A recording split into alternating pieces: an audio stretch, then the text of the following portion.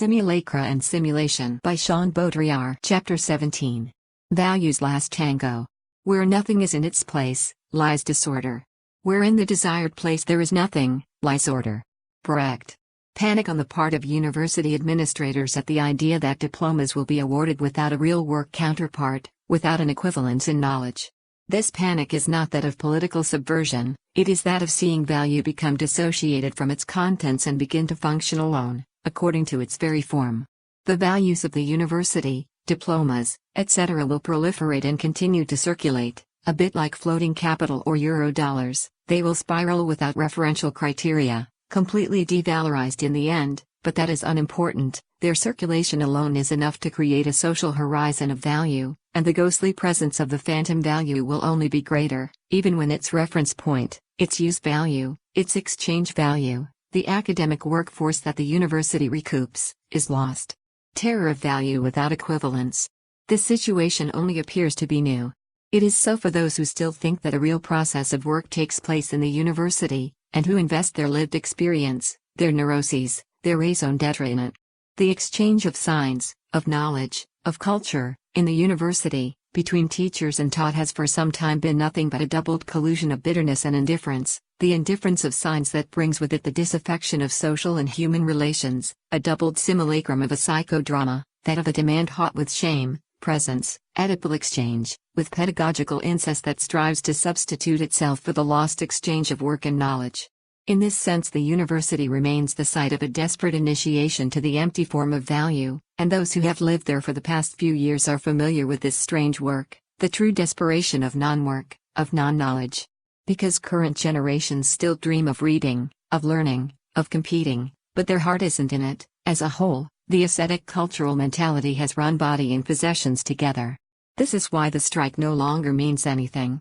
Footnote L. It is also why we trapped ourselves, after 1968, into giving diplomas to everybody. Subversion? Not at all. Once again, we were the promoters of the advanced form, of the pure form of value, diplomas without work. The system does not want any more diplomas, but it wants that, operational values in the void, and we were the ones who inaugurated it, with the illusion of doing the opposite. The students' distress at having diplomas conferred on them for no work compliments and is equal to that of the teachers. It is more secret and more insidious than the traditional anguish of failure or of receiving worthless diplomas. No risk insurance on the diploma, which empties the vicissitudes of knowledge and selection of content, is hard to bear. Also, it must be complicated by either a benefit, alibi, a simulacrum of work exchanged against a simulacrum of a diploma, or by a form of aggression, the teacher called on to give the course, or treated as the automatic distributor, or by rancor, so that at least something will still take place that resembles a real relation.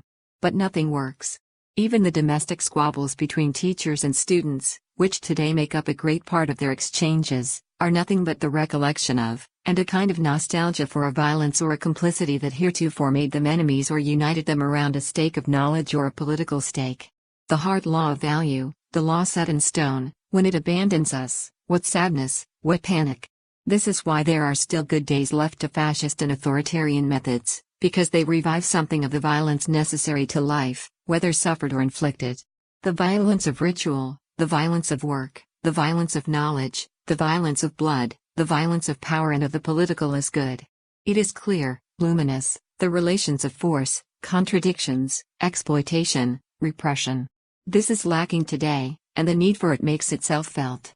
The teacher's reinvestment of his power through free speech, the self-management of the group and other modern nonsense, it is still all a game, for example, in the university, but the entire political sphere is articulated in the same way. No one is fooled. Simply in order to escape profound disillusionment, to escape the catastrophe brought on by the loss of roles, statutes, responsibilities, and the incredible demagoguery that is deployed through them, it is necessary to recreate the professor either as a mannequin of power and knowledge, or to invest him with a modicum of legitimacy derived from the ultra-left. If not, the situation is intolerable for everyone. It is based on this compromise, artificial figuration of the teacher, equivocal complicity on the part of the student. It is based on this phantom scenario of pedagogy that things continue and this time can last indefinitely. Because there is an end to value and to work, there is none to the simulacrum of value and of work. The universe of simulation is transreal and transfinite. No test of reality will come to put an end to it, except the total collapse and slippage of the terrain, which remains our most foolish hope. Footnotes. Footnote 1. Moreover, contemporary strikes naturally take on the same qualities as work, the same suspension, the same weight, the same absence of objectives, the same allergy to decisions, the same turning round of power, the same morning of energy, the same undefined circularity in today's strike as in yesterday's work, the same situation in the counter-institution as in the institution. The contagion grows, the circle is closed, after that it will be necessary to emerge elsewhere. Or, rather, the opposite, take this impasse itself as the basic situation, turning indecision in the absence of an objective into an offensive situation, a strategy.